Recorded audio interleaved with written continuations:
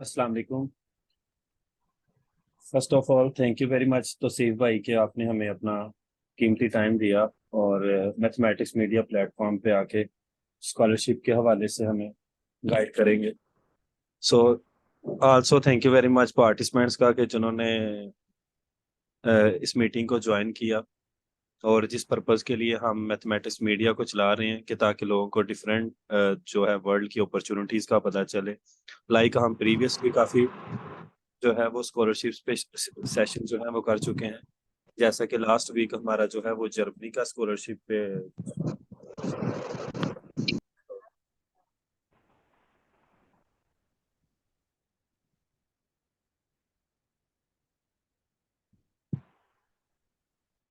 Okay. और जो आज का हमारा स्कॉलरशिप का सेशन है ये नॉर्वे स्कॉलरशिप पे है। तौसीफ भाई हमारे साथ मौजूद हैं जो कि नॉर्वे से पीएचडी कर रहे हैं। Thank you very much Tauseef भाई। और इस सेशन में मैं जो कि बुनियादी बात शुरू में बताता होता हूँ कि हम कोशिश करते हैं कि डिफरेंट कंट्रीज़ के जो है वो सेशन करवाएं और उसी कंट्रीज़ के क्वेश्चन जो हैं वो सुने। फॉर एग्जांपल जैसे जैसे लास्ट टाइम हमारा इटालियन या जर्मनी या मैक्सिको या यूएसए इवन के फ्रांस काफ़ी I think so 8 to 9 countries के हमारे सेशन हो चुके हैं। तो हम उन्हीं क्वेश्चंस के आंसर करते हैं। तो आप भी कोशिश करें। आई थिंक सो तौसीफ भाई तो वैसे आई थिंक सो इटली भी रह चुके हैं। तो लेकिन आप कोशिश करें कि इनसे जो क्वेश्चन है वो नॉर्वे के रिलेटेड ही करें।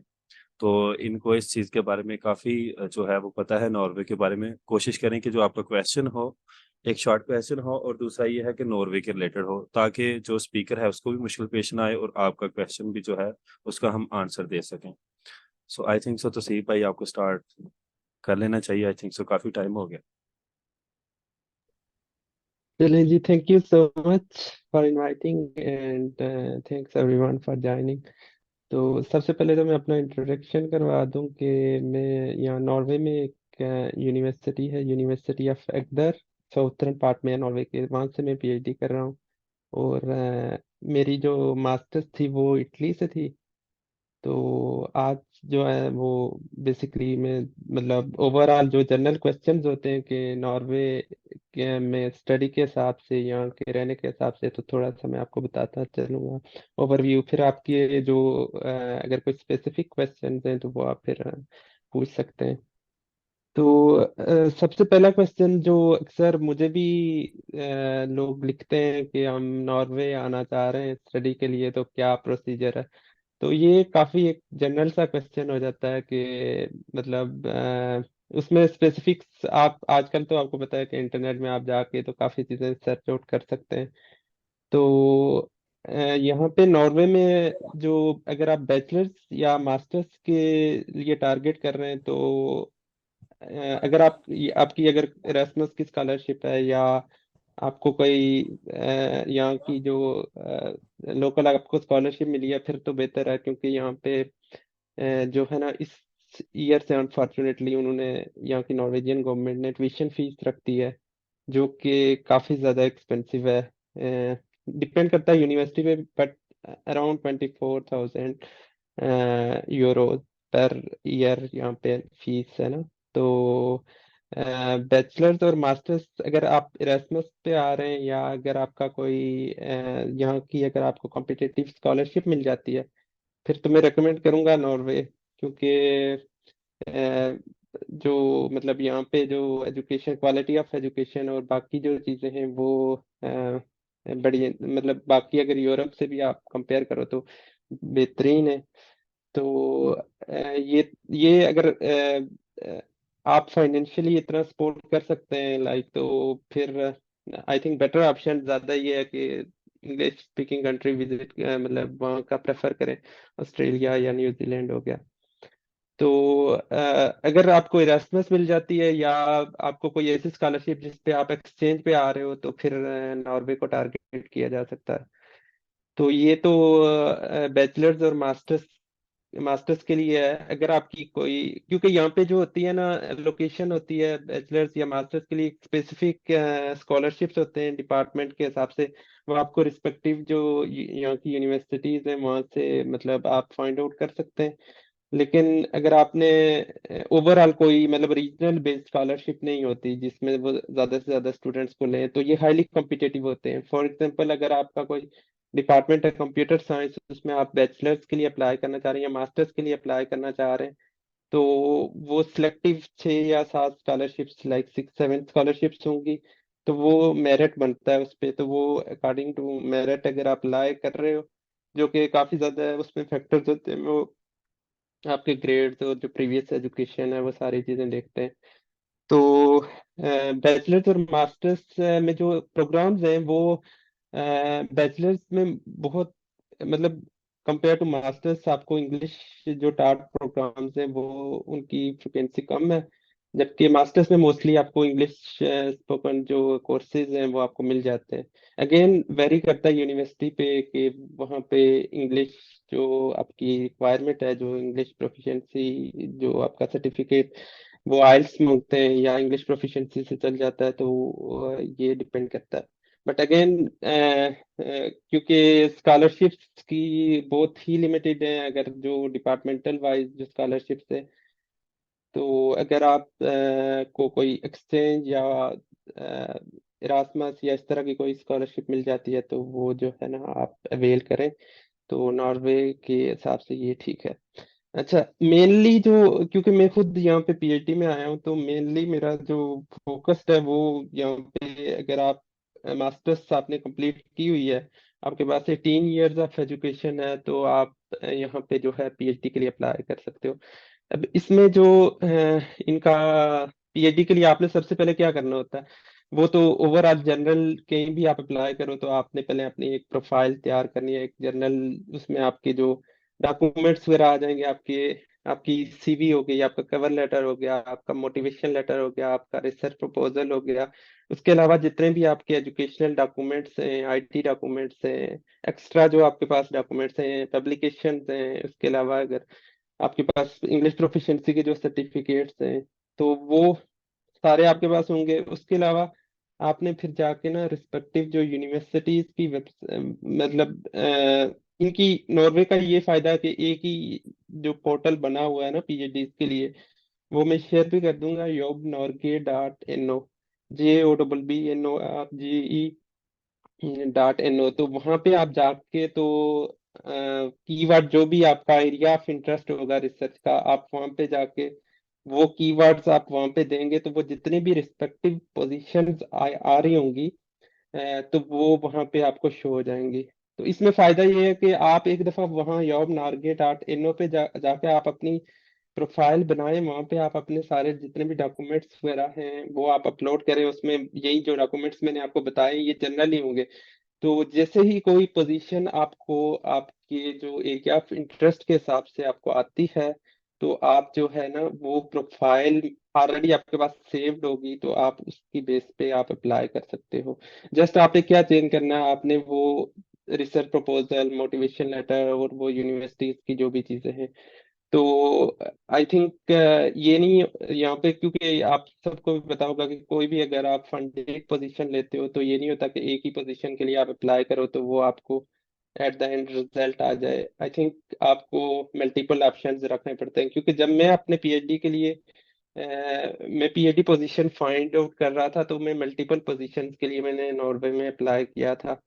तो उसमें से फिर यही है कि यहाँ का जो नॉर्वे में, क्योंकि ये PhD as a job consider होती है, तो स्टेट की तरफ से जो है ना वो आपको एज एन एम्प्लॉयमेंट मिलती है, जो कि आपका इनका प्रोसीजर बेसिकली यही होता है। फर्स्ट स्टेप ये होता है कि आपने jobnorge.no के थ्रू आपने जो है अपनी एप्लीकेशन सबमिट करवाई। वो फिर जाती है जो है वो स्क्रीनिंग के लिए जाती है एचआर के पास, एचआर उनको जो है वो देखता है एप्लीकेशन, फिर वो रिस्पेक्टिव जो डिपार्टमेंट है वहाँ आपकी जो एप्लीकेशन जो उनको उस पोस्ट के हिसाब से आई होती है वो वहाँ पे भेज देता है ना। तो फिर डिपार्टमेंट जो है वो इसको स्क्रीन आउट करता है बेस्ड ऑन मतलब ग्रेड्स आपकी, जो उसमें ये नहीं होता कि बाज लोग कहते हैं कि अगर आइल्स होगा तो हमारा पीएचडी में एडमिशन हो जाएगा या नहीं। तो वो डिपेंड करता है कि आपकी जो रिसीव्ड एप्लीकेशंस हैं और जो एप्लीकेशन की रिक्वायरमेंट क्या है, क्योंकि अगर आप पीएचडी पोजीशन आप जाके वहां पे फाइंड आउट करोगे, तो हर पीएचडी पोजीशन की अपनी रिक्वायरमेंट्स हैं। बाद में वो कहते हैं आइल्स हो 6.5 इस तरह से ना, तो बाद में वो इंग्लिश प्रोफिशिएंसी से भी काम चल जाता है। हाँ, अगर हार्डकोर रिक्वायरमेंट नहीं है आइल्स की, तो आप विदाउट आइल्स भी अपनी एप्लीकेशन प्रोसीड कर सकते हैं। तो वो बेसिकली एप्लीकेशन अगर एक पोस्ट है या दो पोस्ट हैं, तो उसकी जितनी भी एप्लीकेशन रिसीव होती हैं, तो उसमें जो है आपका वो रिक्रूटमेंट सेक्शन, जिसमें आपका जो कमेटी होती है, जिसमें प्रोफेसर होते हैं, ये सारे वो एप्लीकेशंस वहां पे जाती हैं। वो उसको स्क्रीन आउट करते हैं बेस्ड ऑन ग्रेड्स, पब्लिकेशंस और जो जो भी चीजें हैं।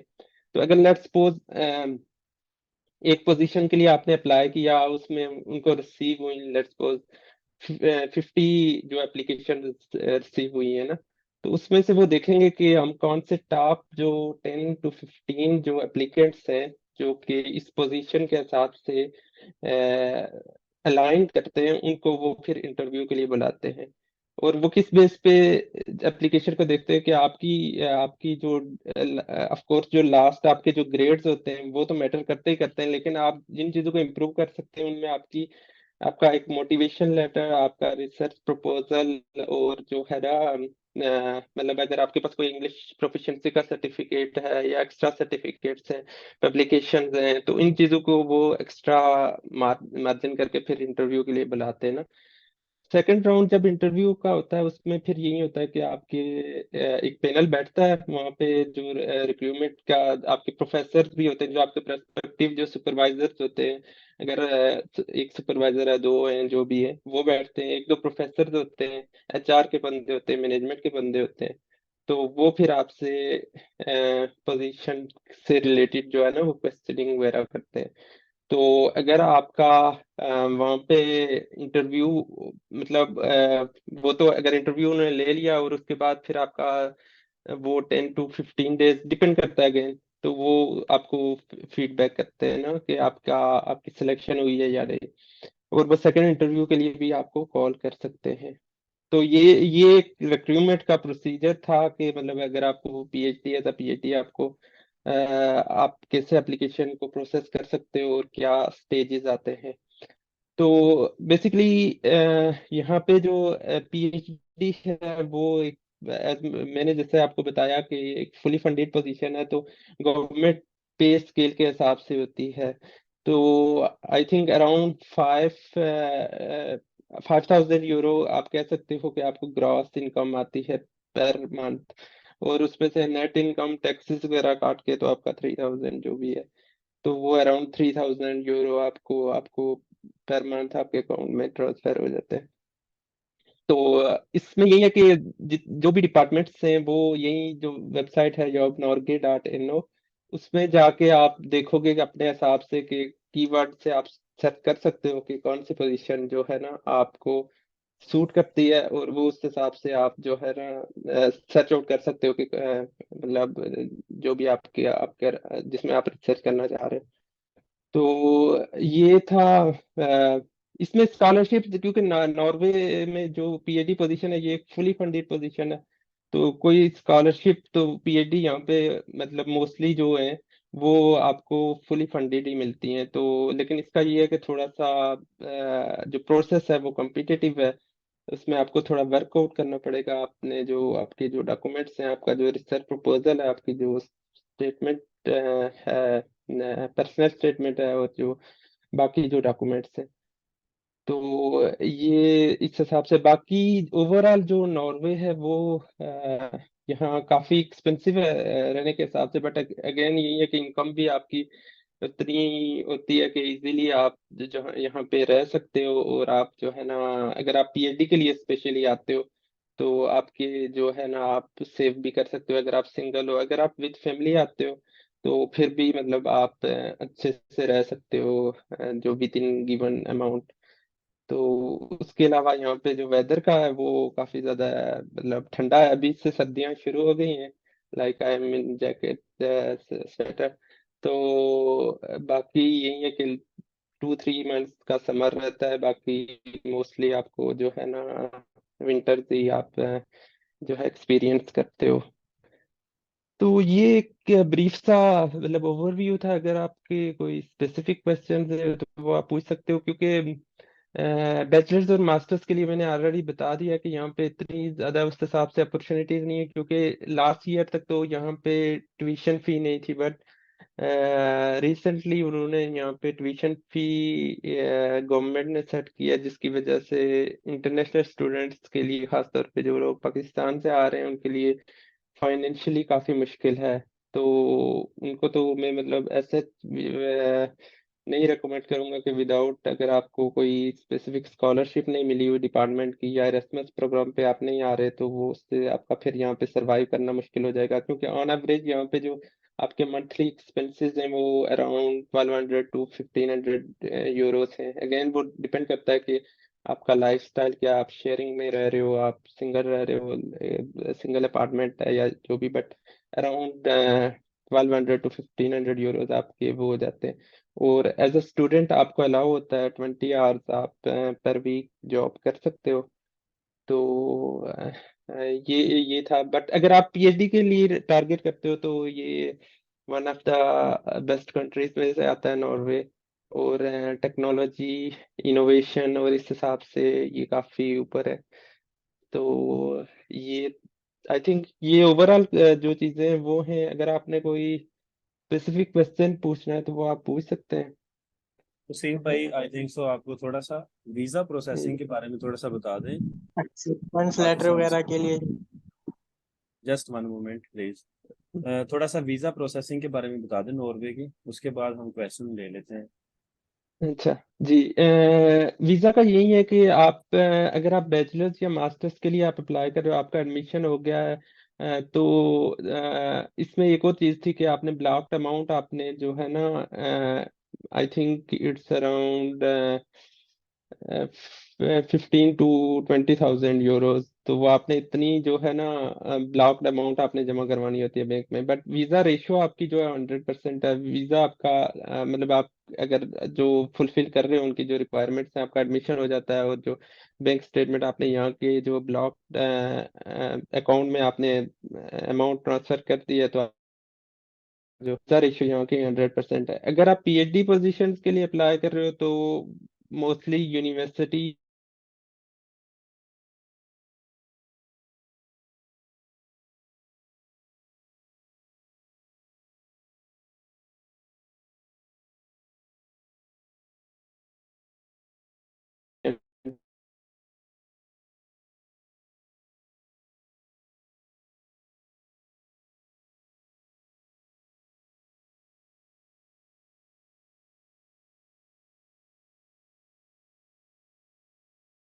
से किया है। तो मैं तो ये यही रिकमेंड करूंगा कि अगर आपने बैचलर्स या मास्टर्स के लिए देखना है तो ऐसे कंट्रीज टारगेट करें जहाँ पे ट्यूशन फी ना हो।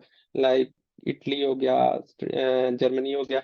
सो क्योंकि वहाँ पे एज अ स्टूडेंट आप जो है ना इजीली सरवाइव कर सकते हो। बट अगर अगर आप नॉर्वे देखते हो या स्कैंडिनेवियन यहाँ पे, तो यहाँ पे लिविंग एक्सपेंसेस बहुत ज्यादा हैं। और नॉर्वे में तो अभी इन्होंने ट्यूशन फी रख दी है, तो I think it's not possible कि आप इतना ज्यादा एक्सपेंस बियर कर पाओ।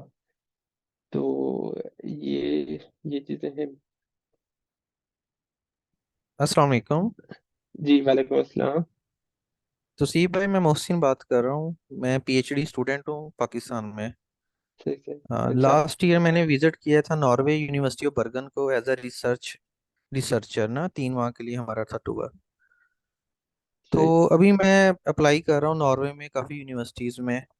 तो हम्म। तो मैं आपसे पूछना था कि क्या हमें, अगर हम बताएं उन्हें कि हम ऑलरेडी पीएचडी कर रहे हैं, लेट्स सपोज मेरा एरिया ऑफ रिसर्च है आर्टिफिशियल इंटेलिजेंस, तो क्या ये राइट। हमारे प्लस प्लस पॉइंट जाता है, या फिर ये वो इसको देखते हैं इस नज़र से कि जी आप ऑलरेडी कमिटेड हैं और फिर आप उस पोजीशन को छोड़ के हमारे पास आ रहे हैं।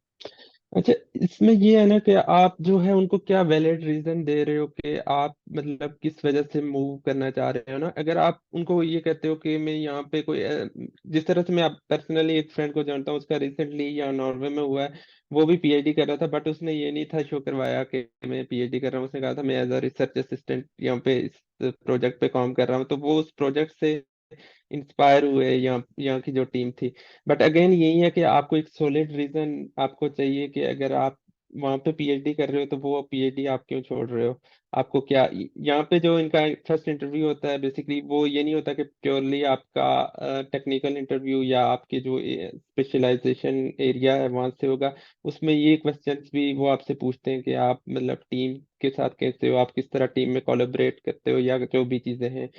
तो आई थिंक कि ये आप पे है कि आप उनको बताते हो कि मैं पीएचडी कर रहा हूँ, यानी अगर आप बताते हो तो उसकी भी एक स्ट्रांग रीजन होनी चाहिए कि आप क्यों बता रहे हो। और अगर आप नहीं बता रहे तो फिर तो वो एज इट इज, अगर आपका कोई गैप है या वो, तो वो उस चीज को भी थोड़ा सा देखेंगे कि आपने इस स्पेसिफिक पीरियड में आपने जो है वो क्या किया है। तो आई थिंक ये आप पे है कि आप उनको किस तरह से सेटिस्फाई कर सकते हो कि जो ये जो स्पेसिफिक टाइम पीरियड में जो आप ऑलरेडी पीएचडी कर रहे हैं तो उसमें क्या रीजन है कि आप अब्रॉड मूव होना चाह रहे हो और एक्सक्लूसिवली नॉर्वे मूव होना चाह रहे हो। तो ये डिपेंड करता है। जी ठीक है, थैंक यू।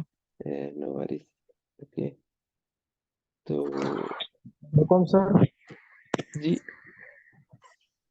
सर बीएस के लिए कुछ सीन बन सकते हैं, मतलब एफएससी के बाद अगर कोई बंदा जाना चाहता है स्कॉलरशिप या बगैर स्कॉलरशिप का क्या प्रोसेस है सर?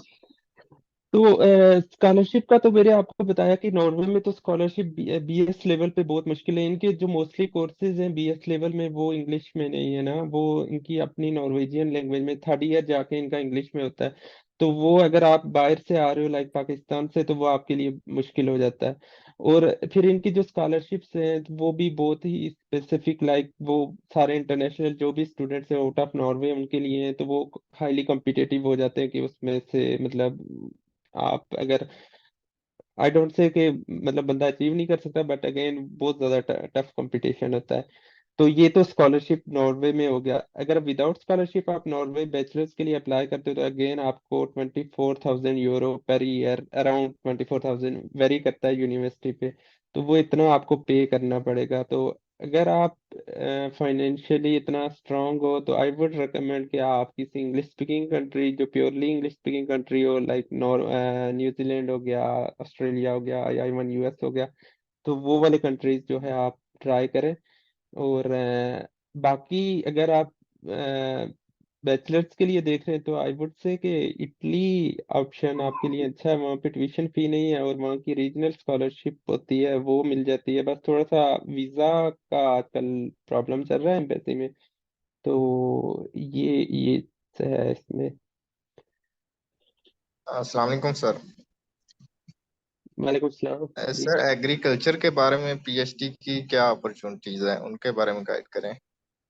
जी इसमें यही है कि यहाँ पे तो मतलब नॉर्वे में हर तरह की पोजीशंस एडवर्टाइज होती है। इसमें ये मैंने अभी शेयर भी किया है योम नॉर्गे डॉट इन। यहाँ पे ये जो पोर्टल है ये इसमें आप जाओगे बेसिकली तो यहाँ पे ये जितनी भी पीएचडी पोजीशंस है ना, जितनी भी यूनिवर्सिटीज के थ्रू होती हैं तो वो यहाँ पे एडवर्टाइज होती हैं।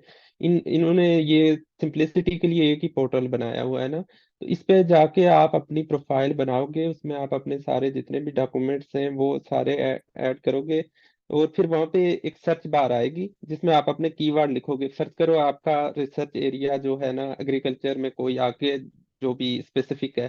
तो वो आप कीवर्ड्स आप टाइप करोगे तो जितनी भी पोजीशंस होंगी ना नॉर्वे में, जितनी भी यूनिवर्सिटीज, तो वो वहां पे आ जाएंगी ना।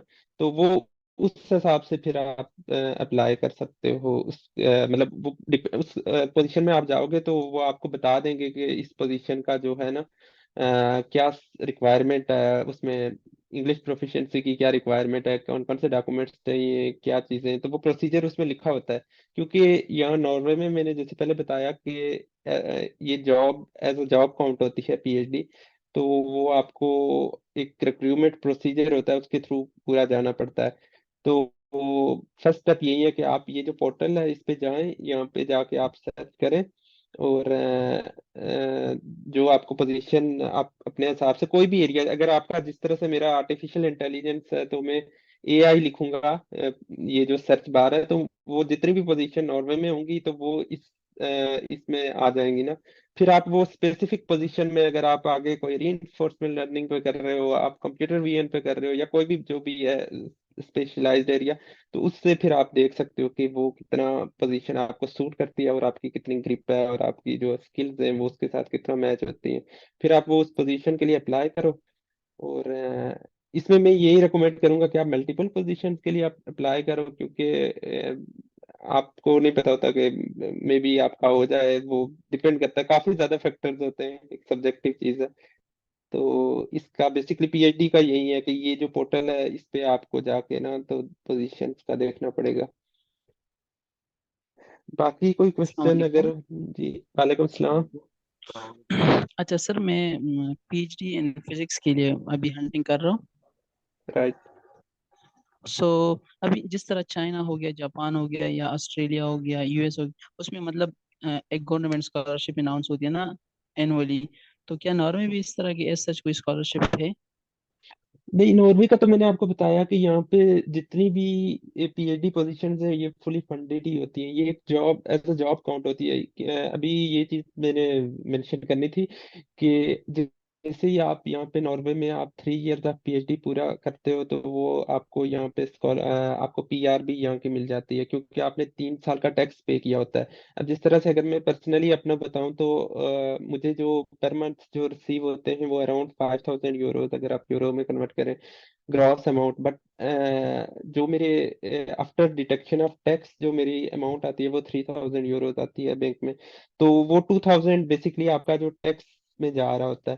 तो तो अ, ये टैक्स का ये फायदा है कि जो आप जैसे ही आप कंप्लीट करते हो अपनी पीएचडी आफ्टर 3 ईयर, तो आपको यहाँ की परमानेंट रेजिडेंसी जो है वो आपको मिल जाती है।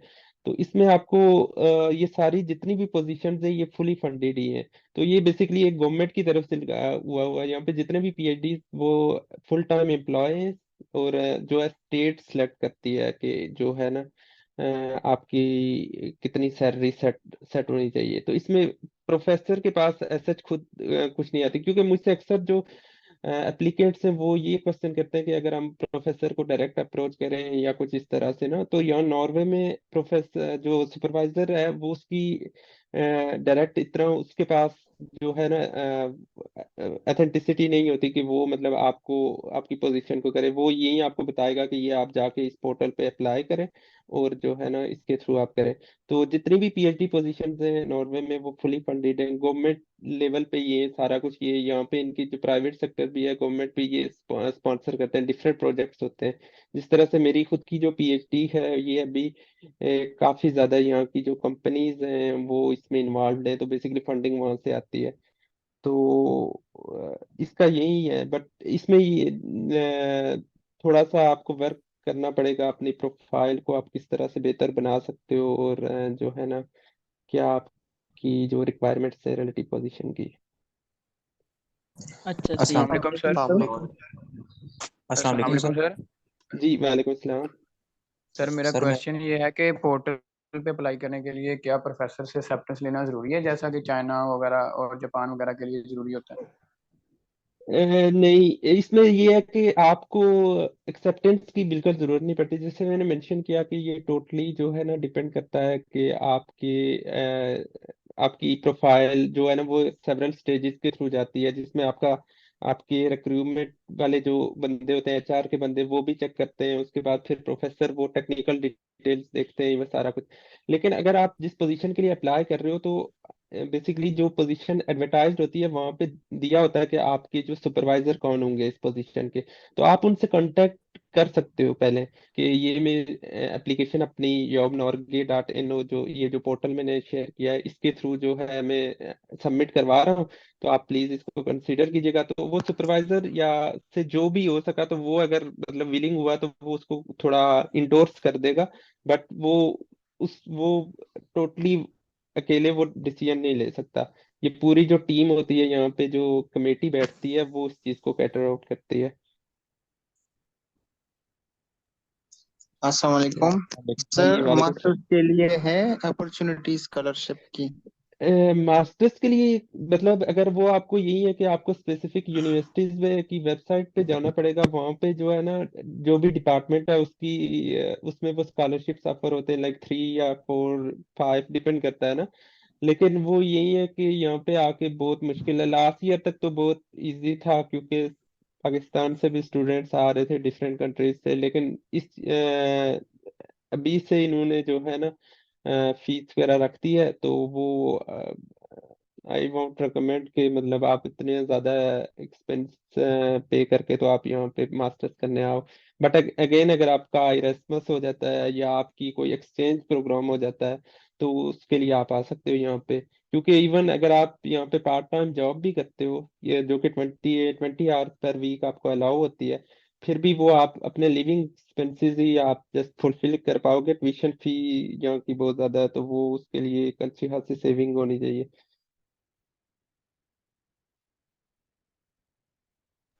अस्सलाम अच्छा, बाकी किसी का अगर कोई क्वेश्चन है अस्सलाम वालेकुम। अस्सलाम वालेकुम। तस्वीर जी, भाई, मेरा ये वालेकुम सलाम। क्वेश्चन है कि जैसे यहाँ पे फ्रांस में होता है कि मास्टर जो आपका 1 ईयर प्रोग्राम होता हेलो। है ऐसा कोई ऐसा प्रोग्राम नॉर्वे भी करवा रहा है मास्टर, जो वो 2 ईयर के अलावा जो है मास्टर M1 या M2 करवा रहा हो?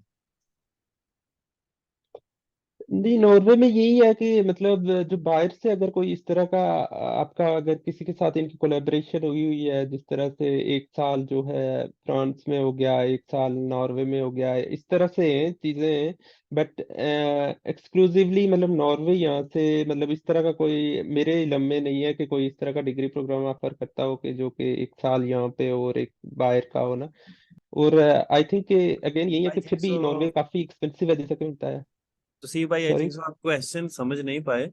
उनका क्वेश्चन ये जी। था कि फ्रांस में ना ये जो मास्टर हम्म। प्रोग्राम होता है उसमें अगर फॉर एग्जांपल किसी ने पहले से मास्टर किया हो, तो कुछ हम्म। लोग वो इनरोल कर लेते हैं M2 के लिए। फॉर एग्जांपल जैसे फर्स्ट ईयर का जो होता है कोर्स वर्क होता है और सेकंड ईयर में रिसर्च हाँ, होती है। अच्छा। ये फ्रांस में ज्यादातर ऐसा होता है कि M1 और M2, और कुछ लोग हम्म। M1 में रोल होते हैं, कुछ लोग M2 में। तो उनका अच्छा, क्वेश्चन अच्छा। ये था क्या ऐसा नॉर्वे हाँ, में है? हाँ, नहीं नहीं, यहाँ पे यही है कि यहाँ पे 2 इयर्स का ही मास्टर्स होता है। तो जो आपकी जो बैचलर्स होती है यहाँ पे 15 इयर्स ऑफ एजुकेशन यहाँ पे होता है। तो उसके बाद जो है ना आप 2 इयर्स का कनेक्टेड डिग्री होती है, उसमें आप कर सकते हो। M1 M2 का वो वाला नहीं है। वो सॉरी, मुझे लगा कि आप कुछ और क्वेश्चन कर। जी ओके। थैंक यू तस्वीर भाई। No worries. ओके। अस्सलाम वालेकुम सर। जी, वालेकुम सलाम। सर मैं मास्टर्स जो है वो एआई में पता करना चाह रहा हूँ, मुझे थोड़ा गाइड कर दें इस पर। जी, मास्टर्स के प्रोग्राम यहाँ पे हैं, बट अगेन यही है कि वो फिर यहाँ स्कॉलरशिप्स बहुत कम है। मतलब डिपार्टमेंट पे यहाँ की जो यूनिवर्सिटीज हैं उनकी आपको वेबसाइट्स पे जाना पड़ेगा, वहाँ पे आपको देखना पड़ेगा कि कौन कौन सी स्कॉलरशिप्स आ रही हैं। और वो डिपार्टमेंटल बेस पे ही होती हैं, और वो काफ़ी कम्पिटिटिव स्कॉलरशिप्स होते हैं। तो इनके प्रोग्राम्स अच्छे हैं, लाइक एआई पे जितने भी इनके या मतलब जो भी इनोवेशन टेक्नोलॉजी में नॉर्वे काफ़ी आगे है। बट अगेन यही है कि वो काफ़ी ज़्यादा एक्सपेंसिव है, आपको खुद से फिर फी वगैरह पे करनी पड़ेगी, जो कि इस क्योंकि इस साल भी हमारी यूनिवर्सिटी में सिर्फ 6-7 इंटरनेशनल स्टूडेंट्स आए मास्टर्स के लिए, क्योंकि वो यहाँ पे फीस है और वो बहुत बहुत ज़्यादा ये है जो आपका कि। जो मशवरा है जर्मनी वाला या इटली वाला, आई थिंक सो ये अच्छा मशवरा है। जो लोग मास्टर के लिए हम्म। आना चाहते हैं और विदाउट स्कॉलरशिप आना चाहते हैं, तो ये हम्म। नोट बड़ा एक्सपेंसिव है। अच्छा आप सर, मैं एक मिनट, जवाब भी मैं एक बात करना ऐड करना चाह रहा हूँ। हम्म। ये जी, जो बोले। इटली की आप बात कर रहे हैं ना, तकरीबन हम 2-2 साल से वही काम कर रहे हैं वहाँ पे।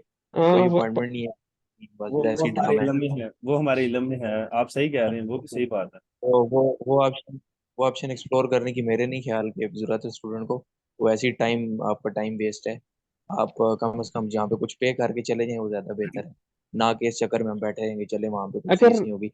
जब हाँ, अपॉइंटमेंट नहीं मिलेगी हम रीजनल स्कॉलरशिप को क्या करेंगे, बाकी स्कॉलरशिप का क्या करेंगे। हम्म, वो फिर यही है कि ये तो एक सबका इशू आ रहा है ना। जो इटालियन एम्बेसी इस्लामाबाद में है, तो वो तो बहुत ज्यादा टाइम ले रही है, और आई डोंट नो कि बाद लोगों का तो वो अपॉइंटमेंट्स दे भी रही है, तो पता नहीं वहाँ पे क्या चल रहा है।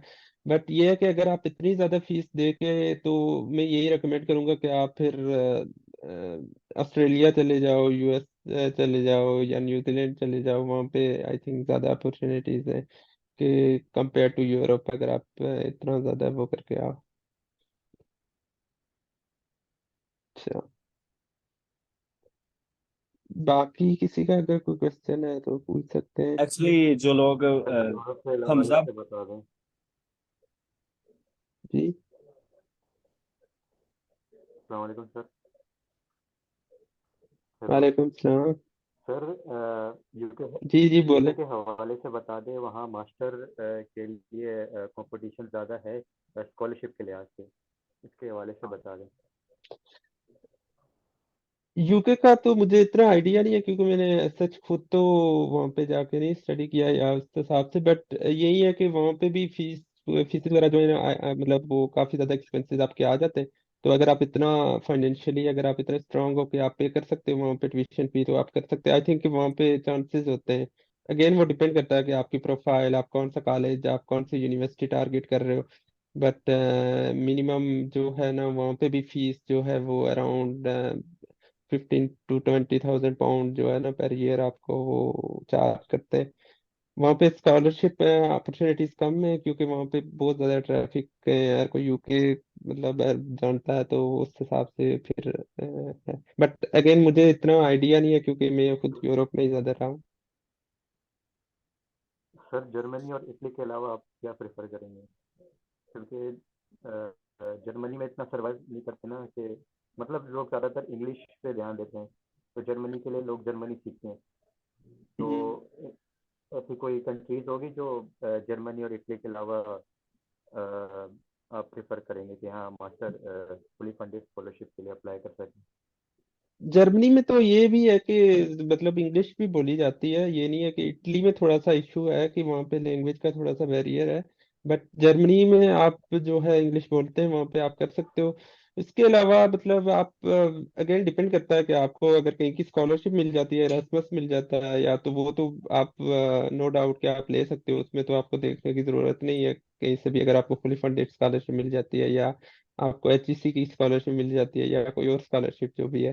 अ, ये जो कंट्रीज मैंने बताए थे इटली जर्मनी, इसमें यही है कि ट्यूशन फी नहीं है तो आपका, और इटली स्पेसिफिकली ये है कि थोड़ा आपके लिविंग एक्सपेंसेस कम हो जाते हैं। तो इवन कि आप कोई पार्ट टाइम या कोई मतलब डिलीवरी जॉब वगैरह करके भी तो आप अपने आप को सरवाइव कर सकते हो। तो एक दफा मतलब वो यही है कि आपकी यूनिवर्सिटीज वहाँ पे भी अच्छी हैं, तो आपकी अगर डिग्री हो जाए तो फिर आप जॉब के लिए बाकी यूरोप एक्सप्लोर कर सकते हो। वहाँ पे आप मतलब सैलरीज कंपैरेटिवली हाई है। अस्सलाम वालेकुम सर। जी वालेकुम सलाम। अच्छा सर, आपने बताया कि आपने एमफिल इटली से की है, जी तो और एक और भाई से आप बात इटली के बारे में कर रहे थे, वो कुछ समझ नहीं आई हमें। क्वेश्चन मेरा ये है कि एमफिल और पीएचडी के लिए इटली फुली फंडेड स्कॉलरशिप जो है वो करता है कि नहीं?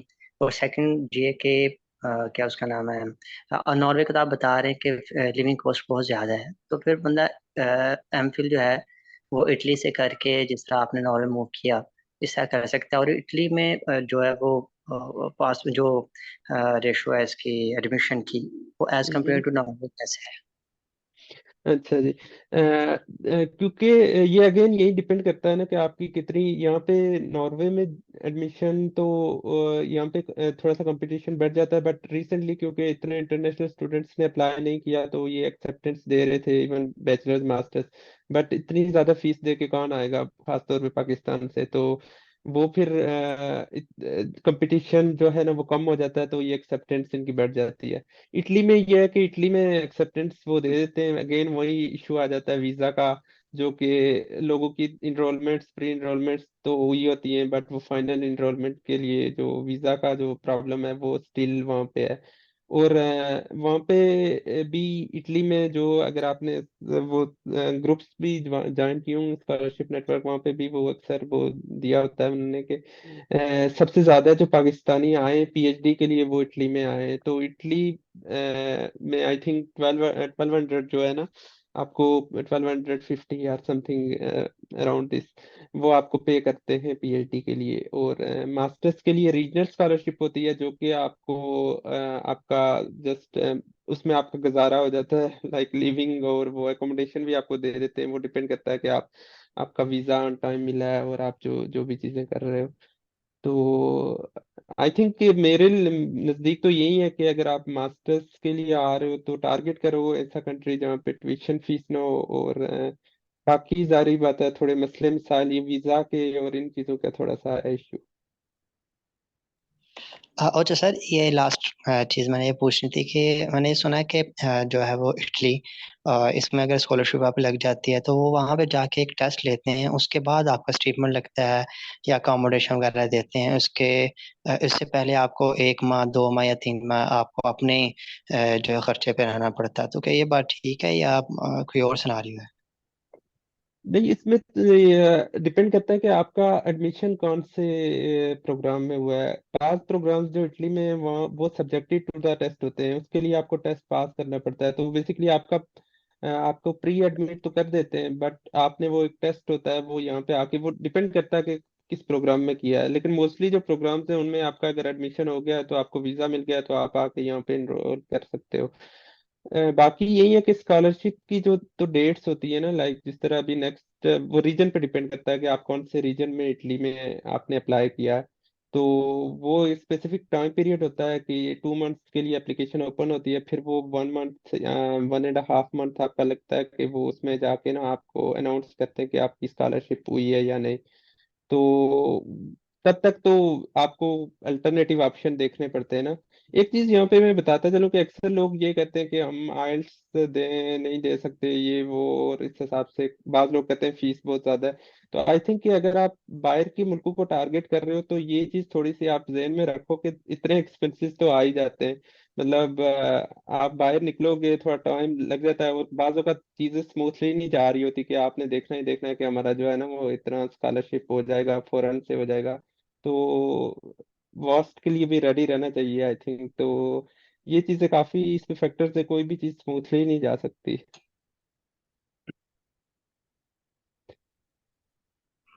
अस्सलाम वालेकुम। अस्सलाम वालेकुम। जी वालेकुम सलाम। जी सर, मेरा सवाल ये था कि आप बता रहे थे ना कि जॉब नॉर्गे पर जाकर अकाउंट बनाते हैं और फिर उसके जी बाद वहाँ पे पीएचडी के लिए सर्च करते हैं, तो जी, मीन पहले से भी सर्च कर सकते हैं, हाँ। अच्छा ठीक है। मीन सर नॉर्वे में पीएचडी के लिए जॉब नॉर्गे पर सर्च करते हैं और बीएस और मास्टर्स के लिए इंडिविजुअल यूनिवर्सिटी सर्च करते हैं, ऐसे ही है ना? जी, इसके लिए जो अगर बैचलर मास्टर्स के लिए देख रहे हो तो वो स्टडी नॉर्वे वेबसाइट है, वो वहाँ पे आप जाके वहाँ पे भी देख सकते हो अपने प्रोग्राम। लेकिन अगर आप बाज़ औक़ात वो कुछ प्रोग्राम्स जो हैं वो पोर्टल पे जो है वो इंक्लूडेड नहीं है, तो वो आप रिस्पेक्टिव यूनिवर्सिटीज की वेबसाइट्स, क्योंकि नॉर्वे में मतलब इतनी कोई ज़्यादा यूनिवर्सिटीज नहीं है, 12 to 15 यूनिवर्सिटीज ही हैं।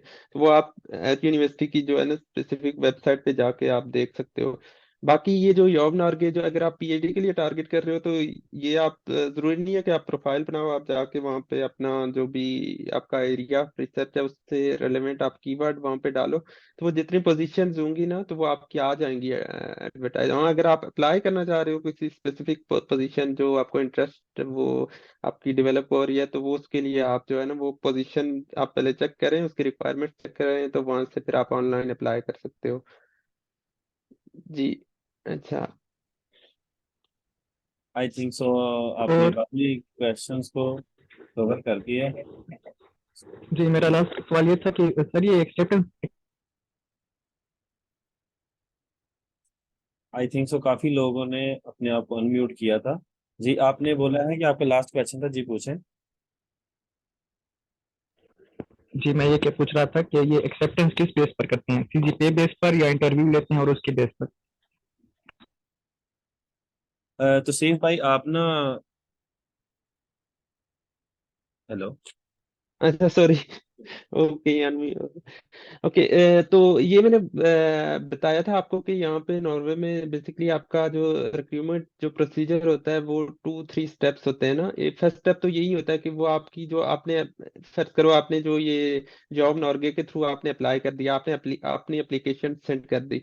सबसे पहला प्रोसेस स्क्रीनिंग का होता है बेस्ड ऑन एप्लीकेशन। तो वो आपकी एप्लीकेशन में देखते हैं कि आपकी जो रेलेवेंट डॉक्यूमेंट्स आपने जो सबमिट करवाए हुए हैं वो कितने रेलेवेंट है उस पोजीशन के। फर्ज करो अगर लेट्स सपोज एक साइबर सिक्योरिटी की कोई पोजीशन आई है पीएचडी में, तो अगर कोई एआई वाला बंदा वहां पे अप्लाई करता है तो जाहिर बात है उसके चांसेस कंपैरेटिवली लेस होंगे जो जिसने जो स्पेशल एआई डोमेन से अप्लाई कर रहा है। तो फर्स्ट प्रोसीजर में वो यही आपकी एप्लीकेशन बेस जो आपने उनको प्रोवाइड किया हुआ उसकी बेस पे शॉर्ट लिस्टिंग करते हैं।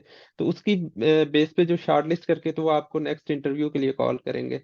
तो इंटरव्यू में वो मतलब अगर आपके पास पोजीशंस जो रिक्वेस्ट आई हुई हैं वो 80 और 90 जो भी जितनी एप्लीकेशंस आई हुई हैं उसमें से वो 10 to 15 जो है ना वो इंटरव्यू के लिए शॉर्टलिस्ट करेंगे, और फिर जो इंटरव्यू में से फिर वो जितनी पोजीशंस होंगी, 2 या 3 पोजीशन है या 1 पोजीशन है, तो वो उसके लिए जो है ना वो सिलेक्शन, फाइनल सिलेक्शन वो उसकी होगी। तो वो यही है कि पहले जो आपकी एप्लीकेशन होती है उसमें वो डॉक्यूमेंट्स बेस पे करते हैं कि किसके डॉक्यूमेंट्स, मतलब वो डॉक्यूमेंट्स में ये भी देख सकते हैं, ग्रेड्स भी देख सकते हैं, पब्लिकेशंस भी देख सकते हैं, एक्स्ट्रा अगर आपके पास कोई सर्टिफिकेट्स हैं वो भी देख सकते हैं, इंग्लिश प्रोफिशिएंसी अगर आपके पास आइल्स है तो वो मतलब उसको शायद थोड़ा प्रेफर करें।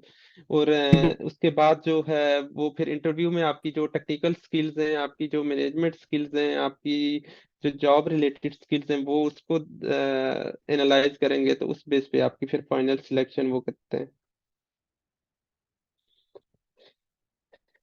जी अस्सलाम वालेकुम सर। जी वालेकुम सलाम।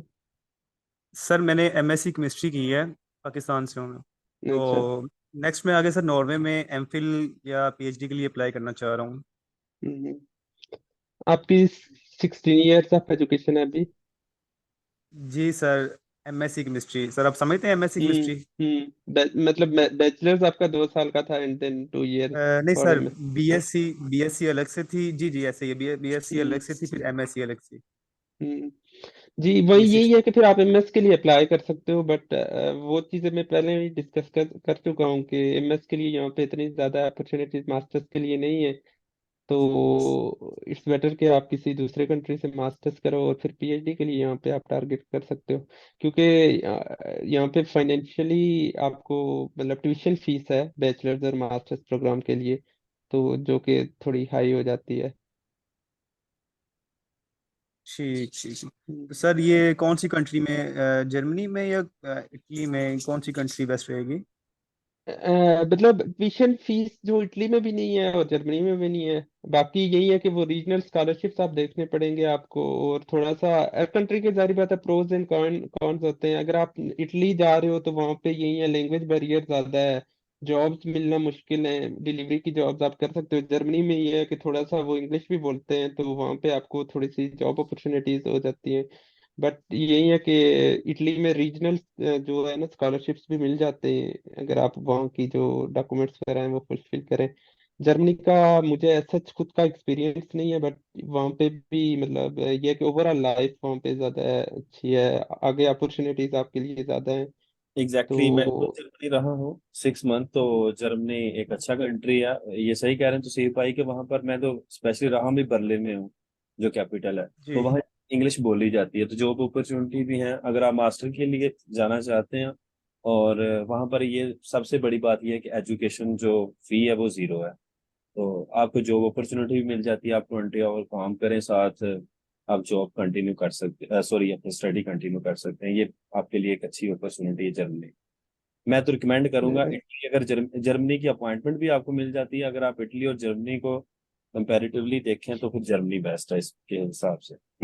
जी, ठीक हो गया सर। इसको हम अप्रोच कैसे करें? कोई वेबसाइट, कोई लिंक, कोई यूनिवर्सिटी की? ये मुझे देखिए मैं थोड़ा सा गाइड आपको, कर दें। यस मैं आपको ना चैट में एक लिख देता हूँ, पोर्टल होता है जर्मनी का यूनी असिस्ट। वहां पर आजकल तो एडमिशन में भी जो है वो क्लोज हो गए हैं, लेकिन फिर भी आप देख लें कुछ यूनिवर्सिटीज में ओपन होंगे। यूनी असिस्ट पोर्टल है, तो वहां पर आप देख सकते हैं। जैसे ठीक। नोवेल का बताया तो सी भाई ने, इसी तरह से यूनी असिस्टेंट का पोर्टल होता है, तो वहां देख सकते हैं आप। सही। सर आप लिंक शेयर कर देते हैं मैसेज पे? मैंने, यूनी असिस्ट। हाँ जी, यूनी असिस्ट पोर्टल सिंपल लिखे हैं आप तो आपको मिल जाएगा। ठीक है, ओके। ठीक होगा sir. So I think so तसीफ भाई ने काफी क्वेश्चंस के जो हैं वो आंसर भी कर दिए और काफी डिटेल से इन्होंने टॉक भी दी है। तो मेरा, जी अगर कोई स्पेसिफिक क्वेश्चन हो तो लाइक ईमेल पे मुझे सेंड कर दें तो वो मैं आंसर करने की जी कोशिश करता हूँ। आप बाकी अपनी जो ईमेल है तसीफ भाई वो आप चैट में सेंड कर दें, ताकि अगर किसी को प्रॉब्लम आता है इन फ्यूचर तो वो आपके साथ कॉन्टेक्ट कर सकता है। चले सही है, मैं शेयर कर देता हूँ। Thank you very much. हमारी जो मीटिंग का टाइम है वो भी एंड हो चुका है। So once again thank you very much Tasif भाई कि आपने टाइम दिया और स्पेशली नॉर्वे के बारे में काफी अच्छे तरीके से हमें गाइड किया, बल्कि हमारे इल्म में भी इजाफा किया। तो no worries, you are welcome. Thank you very much participant. फिर इंशाल्लाह नेक्स्ट मीटिंग में मुलाकात होगी। ओके, थैंक यू, सर आप बाय। अपनी भी जीमेल सेंड कर, ओके ओके जो मुझे जर्मनी का रिकमेंड कर रहे थे। Okay okay bye bye. Bye.